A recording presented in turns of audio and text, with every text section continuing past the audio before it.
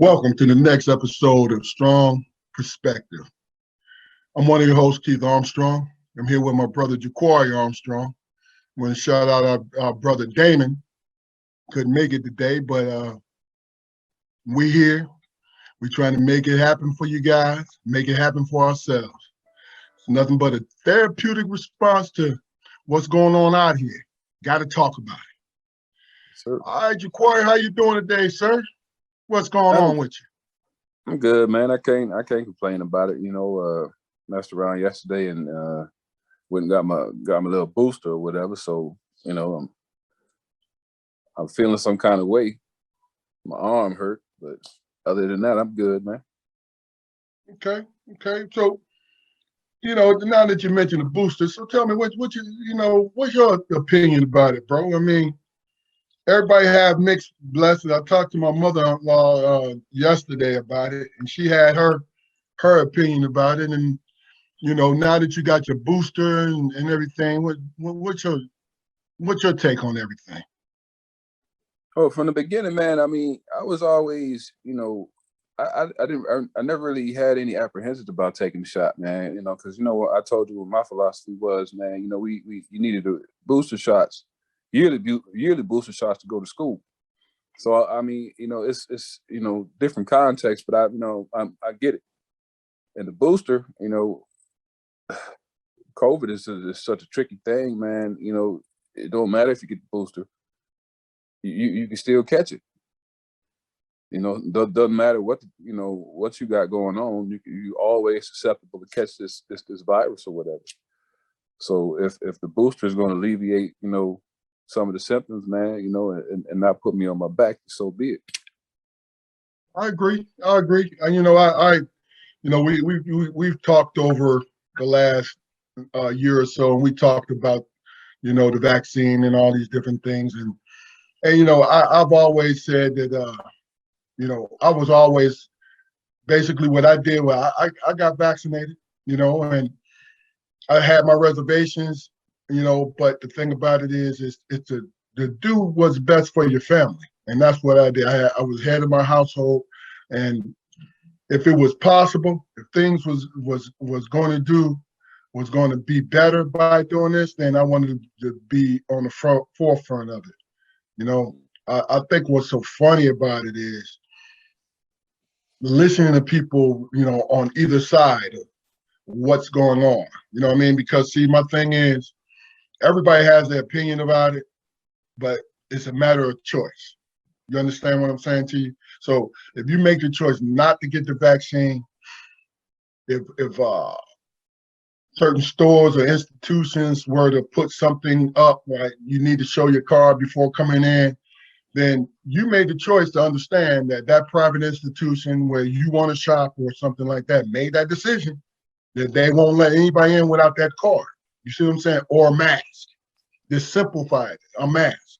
So my thing is, I didn't get the immunization because I didn't want to be barred for anything. No, it was about family. It was about health and about wealth. And the thing about it is, and not to really ramble on about it, because I've seen people go to the left and the right of it, and you're crazy. You're just taking this and the government this and that and that. And I said to myself, well, look, and, I was joking when I said it. I said, well, you know what? If they really wanted to do this like everyone said, they would have put it in everyday items like alcohol, beer. Yeah, like fluoride in your toothpaste. I mean, so easy.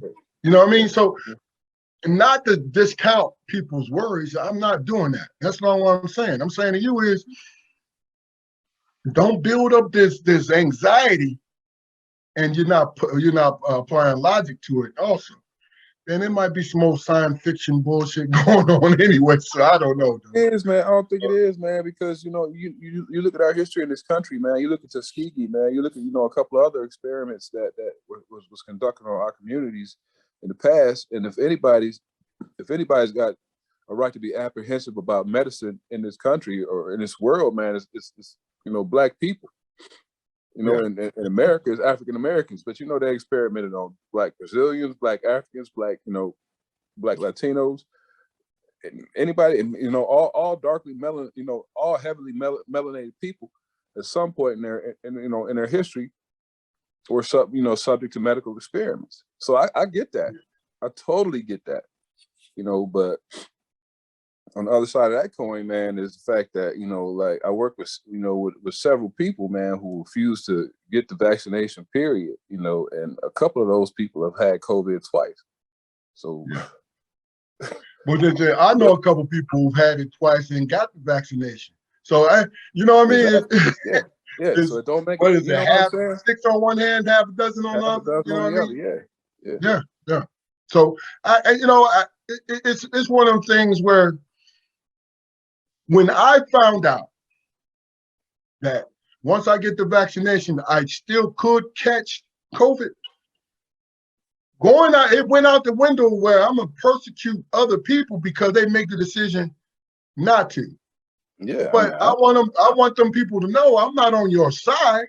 I'm just saying you have a choice just like I do. You know what I mean? Because basically it's everyone and anyone could catch this thing. This is what it is. You know? It's your right as a free-born citizen to make that choice. Oh yeah. For me, it's the same as you know, sitting by and you know, watching the Klan rally go by. Those people had a right to do that. If I step on those people's right, you know, to free speech and to gather, then what am I doing to my own rights? Yeah. But yeah, hey, look, I feel that and I feel that, but I got the right to say fuck you and kiss my ass too as they walking by. You know what I'm saying? Because exactly. you know, I just think that sometimes, man, what we do is, all right, a perfect example, this Rittenhouse kid, right? When I spoke to people, now I'm former law enforcement, but when I spoke to people, you know, in law enforcement, they said to me, hey, you know, he had a right. There's an open carry state, Keith, and this and that. I said, do you understand that he was underage and he wasn't living in that state? So how does that apply? And how does that cancel out 2 murders? You see what I'm saying? So the point I'm trying to make is this. Don't rationalize a right to carry and ball it up into the right to murder. You understand what I'm saying to you? Most people don't understand that the reason why that he was being chased in the first place is because he just shot somebody. They wasn't chasing him because, and I don't know what happened for the whole altercation of him shooting the first guy, but well, they had no business. And then another law enforcement person that I respected said, hey man, they had no, he had to defend himself because they were chasing him. He was chasing them because he killed someone. See, and that's all I'm gonna say about that. Now they made a decision. He's not guilty. Power to him. Whatever. You know what I'm saying? I don't care. I don't care. But I'm saying to you is, what we do is we have every right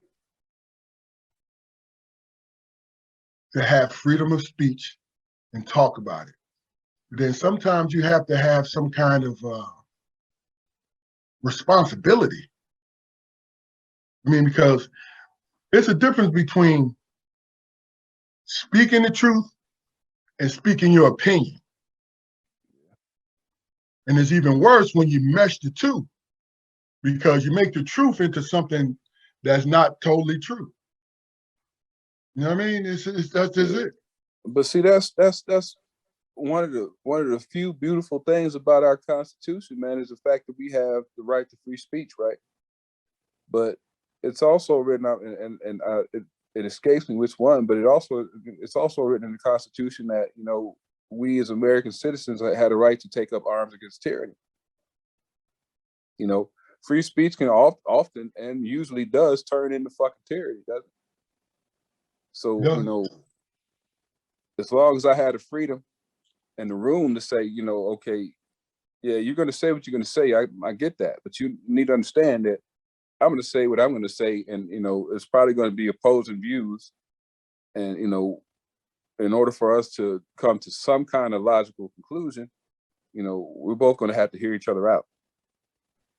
But that seldom happens because first and It foremost, never happens. It never happens. What it turns into a pissing contest is what it turns into. You know what I mean? Hold on 1 second, please.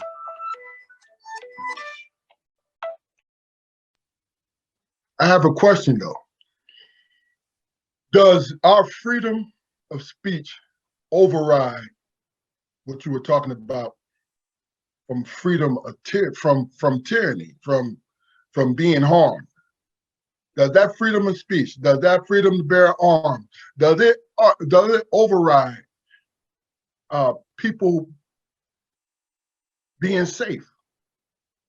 No, it never does. I mean, that's why, you know, it's you know, a override isn't written into the Constitution. They all carry the same amount of weight, the same amount of importance, the same amount of important weight. Okay, we as rational human beings, first of all, have to use the intelligence that God gave us to you know, to decipher situations. You know, when we're dealing with somebody in a confrontational situation, you know, as hard as it sounds and as unrealistic as it sounds, sometimes we might have to take selfishness out of the equation.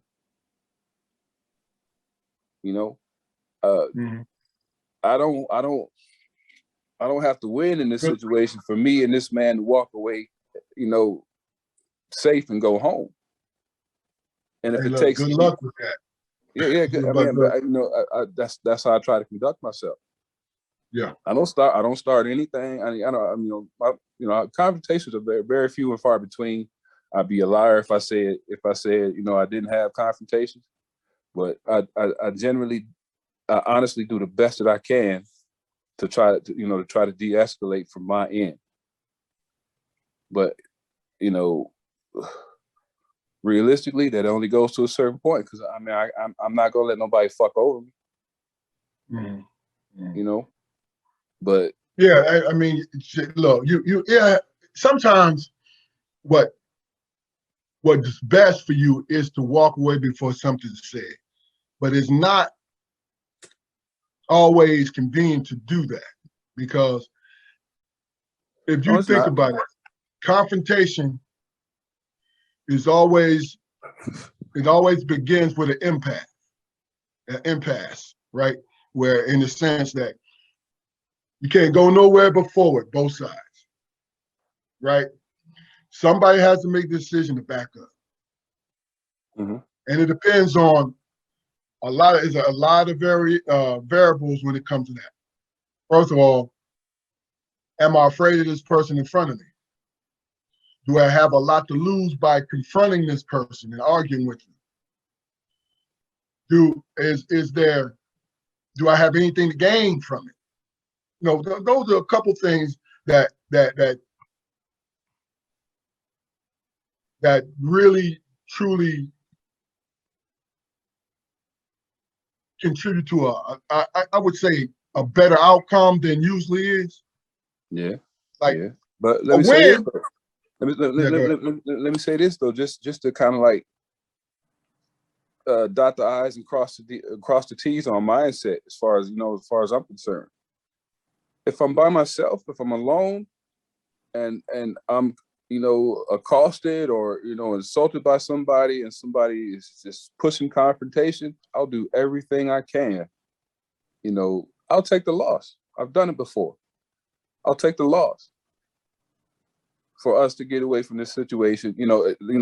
Sort of somebody putting their hands on me. Don't get me wrong, but you know, I'd have been cussed out in traffic. I'd have been cussed out at work. You know, but like I said, that was me alone. But if it's, you know, because I'm a protector, so I'm willing to go farther for other people than I'm willing to go for myself.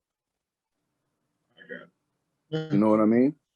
And Yeah, that I mean, because and that you know, that always that never works out for me, man, because you know I always got my ass on my shoulders about some gripe, man, you know, about somebody who just didn't get it right. But it's a I mean, when you take it's a boon to the world as far as I'm concerned, because you know I believe I'm the biggest, baddest motherfucker that's out there. It's a boon to the yeah, world that I take confrontation in degrees like that. I got you. You know, And you because know that's a choice that you make, you know, to problem solve, so to speak. I mean, because you got to think about it. You more or less are making a decision. You more or less are making a decision um, how you're gonna move forward. You know what I mean? Me, yep. I'm confrontational, but a lot of people don't know that I am because for me, what I do is I say how I feel and I walk away. You know what I mean? Because I could pretty much, I feel like I could pretty much win every argument that I start because I believe in what I'm arguing about. Yeah, I wouldn't touch it if I didn't believe in it. Yeah, but see, that's the thing about it. Whether you win, whether you can win the argument or not, and you know I always say this, it doesn't make a difference because that person has to completely agree with what you're saying. Mm-hmm. Not because you're talking loud, not because you curse the best, not because you're gesturing with the none of that. That Yeah. don't make a difference. See, when I decided that is not winning an argument, Mm-hmm. then I stopped arguing with people. Yep. I stopped because first and foremost, what I wanted to do, like you alluded to earlier, what I want to do is help you to understand how I feel because I'm putting up a concerted effort to understand you. I Mm-hmm. don't agree with you, but I understand where you're coming from. And if that's not good enough for you, hey, forget it. We Then moving on. I've done You all I know what I'm can do. saying? I've done all But I if can you do, change man. my mind, if you change my mind, at that moment, I'm gonna look at you and say, you know what? You're absolutely right. And this is why I think you're right. You know what I mean? And see that gets rid of all the anxiety that I have when I go through this world because see, I'm a problem solver. You know, that's just in my nature. I try to solve problems. That's it. But then I'm being human too when I say that some problems I gotta just kick to the curb. Yeah. I mean, You know, just if kick I to the can't, curb. if we can't figure it out, you know, if we bumping heads and we can't figure it out, then as far as I'm concerned, then it's not a problem. It's not a problem because I mean, I've got to weigh that association. Mm-hmm. You know, especially if it's something that's constant. I'm not going to Yeah, be in the space. I'm not going to be in the space where I constantly have to feel like I'm guarded. You know, yeah. or I constantly feel like I've got to babysit somebody. You know, especially a grown man's feelings. I'm not going to do that because I don't have that expectation. You know. And you know what? When I feel that way nowadays, when I feel that way, what ends up happening is the confrontation. I have to step the confrontation up because I have to end this source of anxiety for me, wanting to slap this man in his mouth because he's a jerk and he's going Yeah. out his way. He knows I know he's a jerk, so he goes out his way to mess with me. Mm-hmm. So what I do is I tell you what, let's talk about this shit. You can cuss all you want to, because I'm gonna be cursing at you too. Because if I gotta come to you now, this confrontation is ratcheted up. Now, where it goes is totally up to you. Yeah. But I want you to understand that you have not won anything because I allow you to talk dumb shit to me. You know what I'm saying? And you know, right now, Jaquari, you and I, we're just speaking in general terms. You know, as we go along in our Strong Perspective podcast, right? We're definitely going to reel people in to help them understand where we come from. because this has been a long process for me, and I know it's been long for you. You know what I'm saying? Because I think our mental health as men and as Black men should be paramount to be tended to for one simple reason. We are the most stereotypical bombarded people here. Everyone, I think we talked about, in passing, we talked about how men and women from the African continent view us, right? Mm-hmm. And I think I said, and this speaking from mental health more than anything, because I love my brothers over there. You know what I'm saying? So it's not me against them. But you view me, when I realize you view me from what you've been told about me, instead of what you have encountered and you have actually lived with about me, I lose respect for you. Especially for someone who comes from a country and he knows his origin. She knows their origin. And you know what we have to deal with. Our origin is the United States. So guess what? The narrative has always been painted about us. So when we're successful, right? It was like we won the lottery. Oh, he's one of few. Oh, it's not the case. But also, we've been brainwashed to believe that too. My opinion. You want to go, well, give me the facts, give me the statistics. No, I'm not going to give you none of that. Because guess what? This is my opinion, it's how I think. You know? And rarely do people like us control the statistics. It's true. What demographic are you surveying, sir? Who are you talking to? And then the thing about it is, the only time those stats really and truly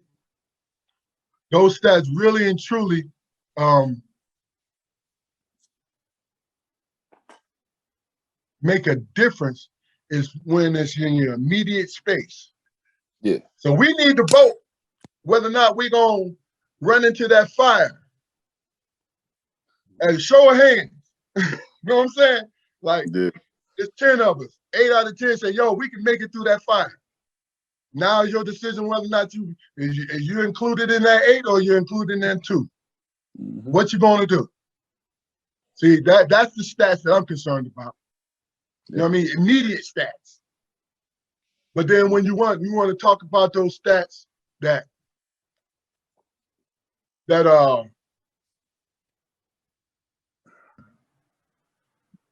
you know, it's just more or less this, man.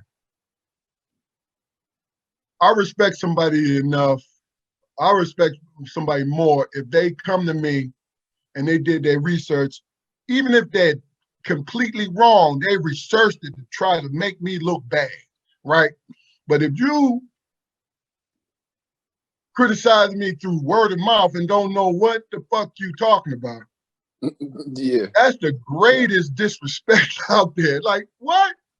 Yeah. You know what I'm saying? You mentioned, the people. Yeah, go ahead.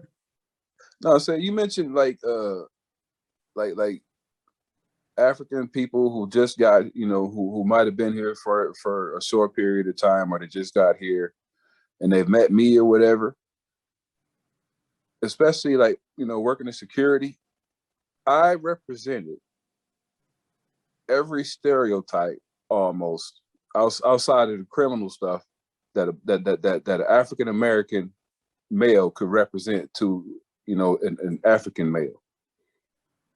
You know what I mean? Every in some cases, it wasn't always. I mean, I'd be lying if I said they see my best side all the time, but I've had a couple of them tell me that they've never heard me raise my voice in anger, only in laughter, and that was something that they didn't expect. And I'm like, wow, really? You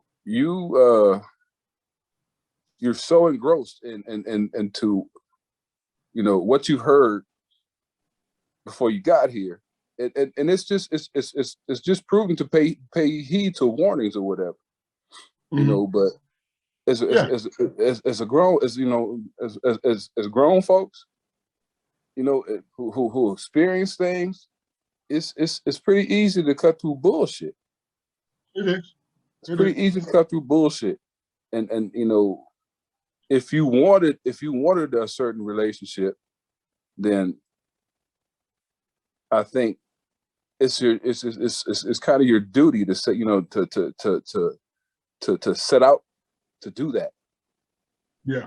Yeah. You know, so that being said, you know, when we get a shitty vibe from those people, it's what they set out to do.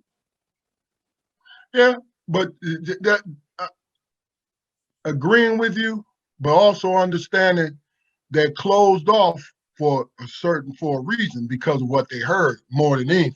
So you you circle your wagon. That's what you do. Especially if you blessed enough to have a community, you circle your wagons and you stay away. Because see, first of all, when we were growing up, I might have ran into somebody from one of the African countries, right? And really didn't notice it. You know what I mean? Because they was regular kids or whatever, right? But Yeah. when I started to really see like Nigerians, Ghanaian, people from Congo, the Ivory Coast, and things like that, was in college, right? Yeah. Yeah. And I'm listening to my college classmates who was Black talk about these cats. You know what I'm saying? How they treat women, how they this, how they that. And I'm like, how you know this? I heard. So we could do the same thing. You see what I'm saying? So, and it's like, man, I told myself, look, what I'm going to do is if I become acquainted to someone, I'm going to ask them, let's talk about how you grew up. Talk to me. Let me get to the, now I'm trying to get to know who you are. You see what I'm saying? That's it. No more, no less, right? Yeah, we can hurt each other by our words. That's the easiest shit to do. It's easy. It's easy to lash out with your tongue. That's easy. But I really want to know how you grew up. What was going on? What made you come here? Yeah. You see what I'm saying? Because it's a sense of adventure to me when you leave your country, not your home, your country, to come to a foreign country. That's not real enthusiastic by the color of your skin. You know what I'm saying? Yeah. So I ask, just like Spanish cats, same thing. Spanish cats, I just talk to them. Tell me about it. You know, because I genuinely want to know. I'm gonna tell you about me. You know, so it's one of them things, man, where we get caught up in what you hear. Right? The only thing I'm gonna believe is when somebody say, "Hey, that's a dangerous man right there," or "That's a dangerous woman." I'm gonna believe it. I'm gonna believe it. Can you show me differently? But the thing about it is, that's what they do to us, though. All the time. American blacks are dangerous. Stay away from them. They do this, they do that. Dangerous, provocative, bullyish, brutish. Yeah. And look, and the thing about it is, what I want to do is I want to find out, especially if I can get a chance to get a dialogue, why they say you're dangerous. Because that's one of the questions I'm gonna ask. I'm gonna ask, yo, man, they saying you're dangerous, man. What's going on? You know what I'm saying? What's going on? Why they say you're dangerous? Yeah. But that's if I have a relationship.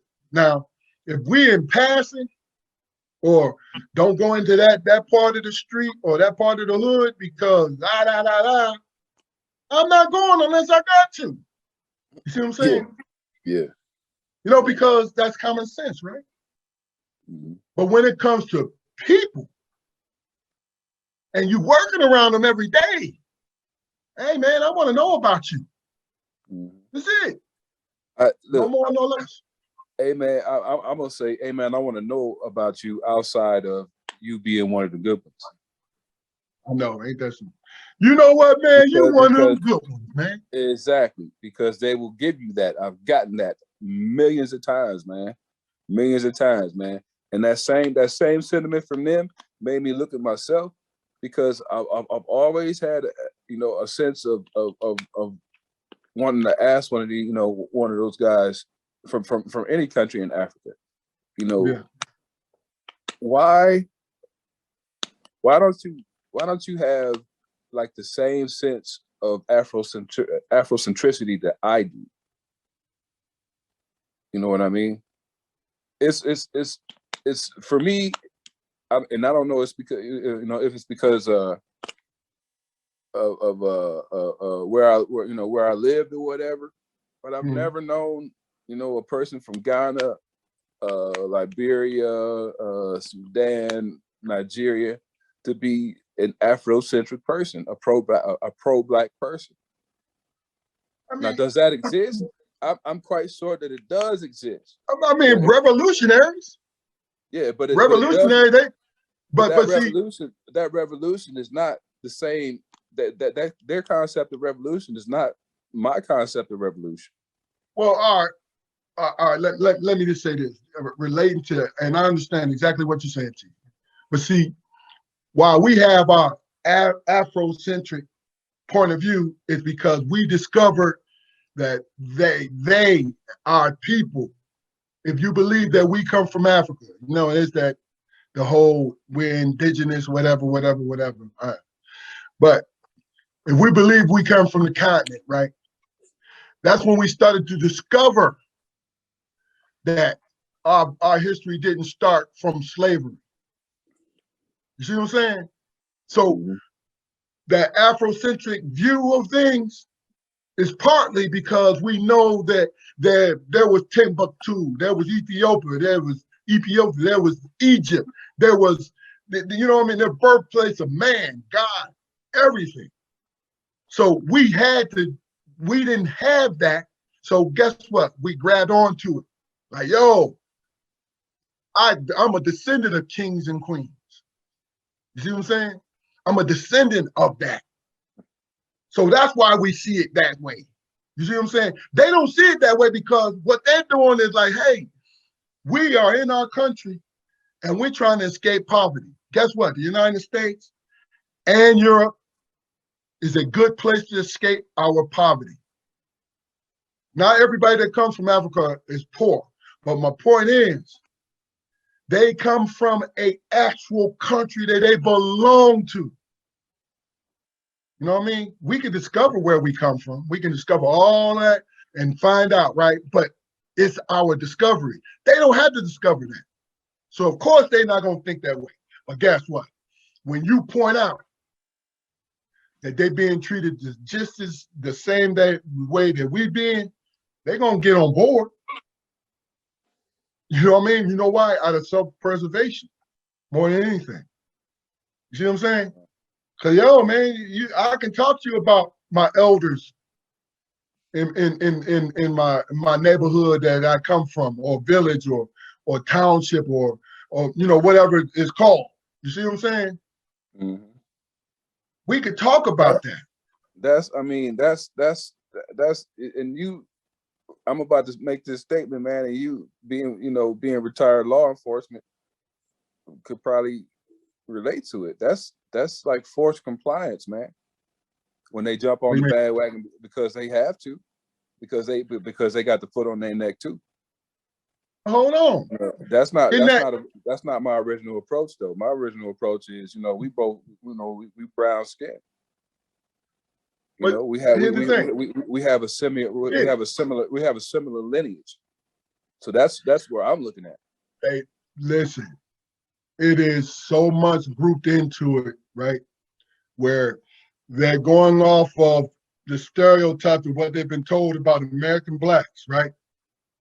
And when you are that sense, hell, man, we need to stick together, right? But then you said it, but then the next person down the line, like, yo, man, because they believe in the stereotype bullshit, right?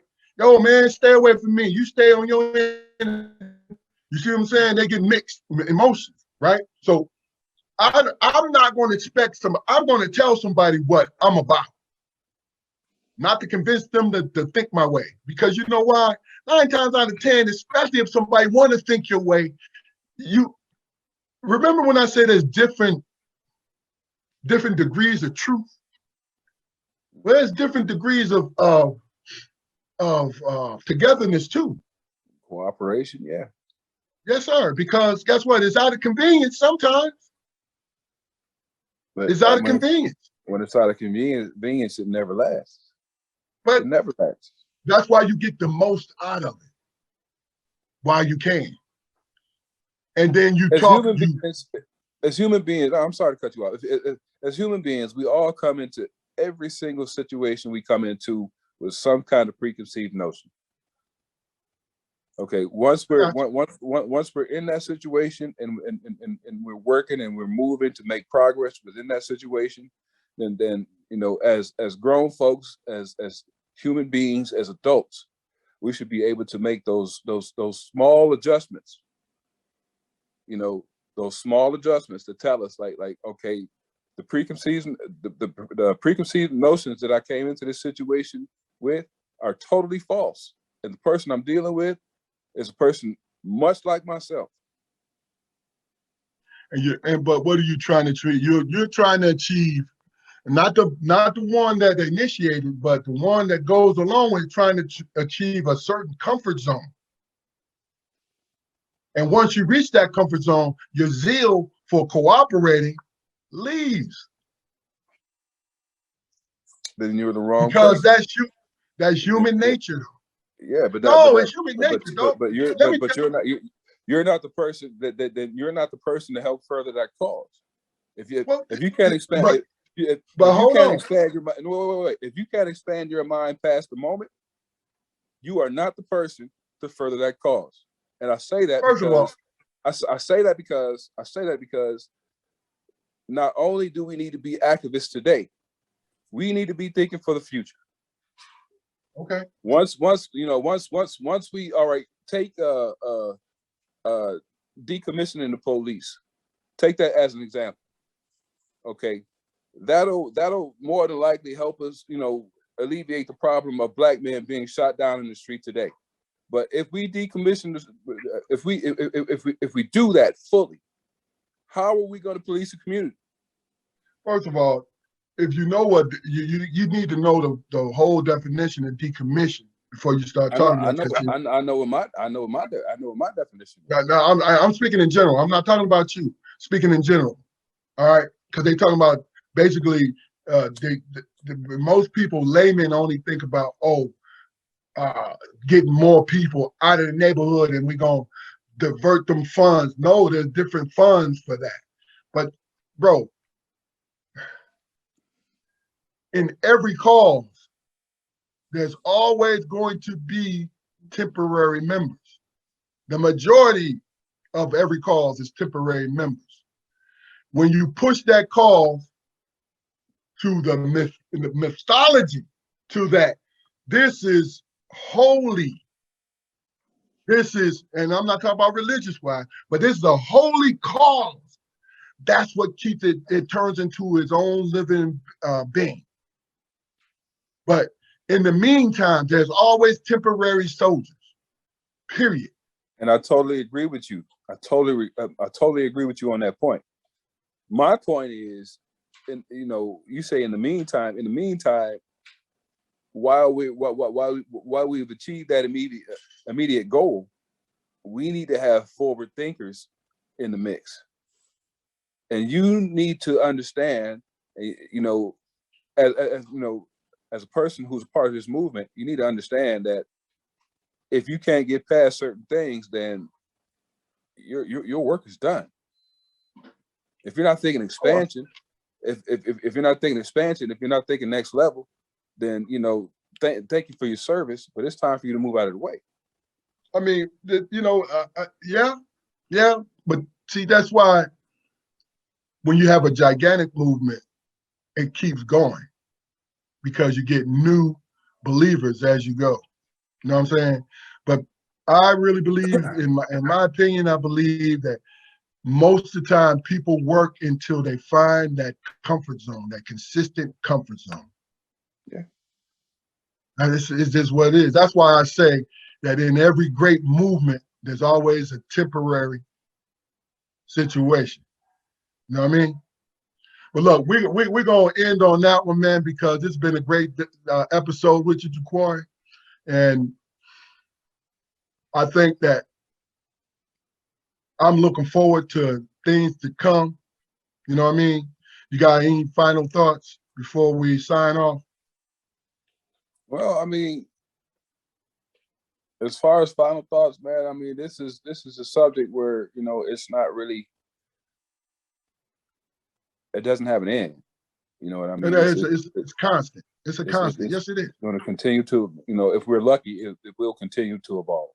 If we're lucky. Oh yeah, definitely, definitely. All right. Well, look, this is Strong Perspectives. Our brother Damon couldn't make it this time, but he'll be with us in the near future. But you guys, we looking forward to continue to come out there and listen. It's going to be a mixture of everything, but you know we're deep thinkers. So when we catch on to something, we're going to grab onto it and we're going to keep going. But in the meantime, next time we see you, this is the conclusion of episode of Strong Perspectives. Peace.